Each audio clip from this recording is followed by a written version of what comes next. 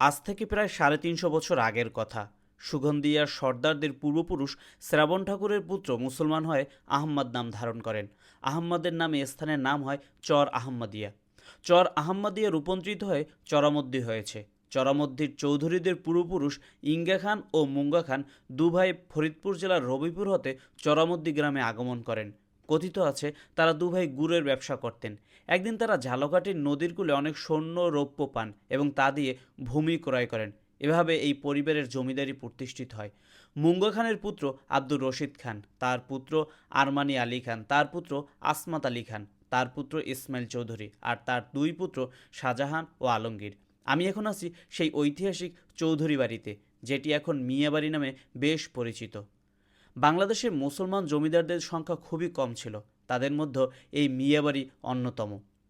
মুঙ্গা খানের পুত্র রশিদ খান কয়েকটি তালুক ক্রয় করেন। তার পুত্র আরমান আলী খান সিপাহী যুদ্ধের সময় বাকেরগঞ্জে একজন উদীয়মান ভূস্বামী ছিলেন। আরমান আলীর পুত্র আসমাত আলী খান 1868 সালে জেলার একজন বিখ্যাত জমিদার ছিলেন। তিনি ফরিদপুরের কুর্শি নিবাসী সৈয়দ মকবুলের কন্যা ওয়াজেতুন্নেসাকে বিয়ে করেন। উড়িষ্যার কটক ও ফরিদপুরে তাদের জমিদারি ছিল। এই পরিবারের সবচেয়ে শ্রেষ্ঠ ব্যক্তি ছিলেন চৌধুরী মোহাম্মদ ইসমাইল খান। তিনি চরামদ্দির জমিদার আসমত আলী খানের পুত্র। 1918 থেকে 1920 এবং 1923 থেকে 1928 মেয়াদে তিনি বরিশাল জেলা বোর্ডের সভাপতি ছিলেন। তিনি 1908 থেকে 1911 সাল মেয়াদে এবং 1913 থেকে 1920 মেয়াদে পূর্ববঙ্গ ও আসাম আইনসভার সদস্য ছিলেন। তিনি বরিশালের মুসলমানদের শিক্ষা বিস্তারে ব্যাপক ভূমিকা রাখেন। পিতার নামে তিনি 1913 সালে বরিশালে আসমত আলী খান ইনস্টিটিউশন স্থাপন করেন। ইসমাইল চৌধুরী তার মাতা ওয়াজেতুন্নেসার নামে 1924 সালে বাকেরগঞ্জ থানার চরমদ্দিতে একটি উচ্চ ইংরেজি বিদ্যালয় প্রতিষ্ঠা করেন। তিনি তার স্ত্রী হালিমা খাতুনের নামে মুসলমান মেয়েদের জন্য জুনিয়র মাদ্রাসা প্রতিষ্ঠা করেন।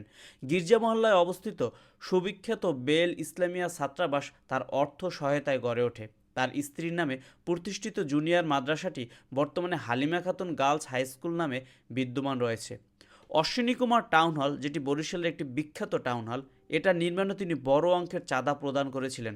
সদর হাসপাতাল ভবন নির্মাণে তিনি একজন বড় দাতাও ছিলেন। সদর রোডে অবস্থিত তার বাড়িটি হালিমা মঞ্জিল নামে পরিচিত। এটি ছিল বরিশালের শহুরে বাড়ি তাদের। তিনি আতিথেয়তার জন্য বিখ্যাত ছিলেন। এই বাড়ির আপ্যায়ন ও এই বাড়ির লোকজনদের মানব দরদী ও হিতৈষী আচরণ নিয়ে অনেক কথা ডাক্তার তপন রায়চৌধুরী তার বাঙালনামা গ্রন্থে উল্লেখ করেছেন।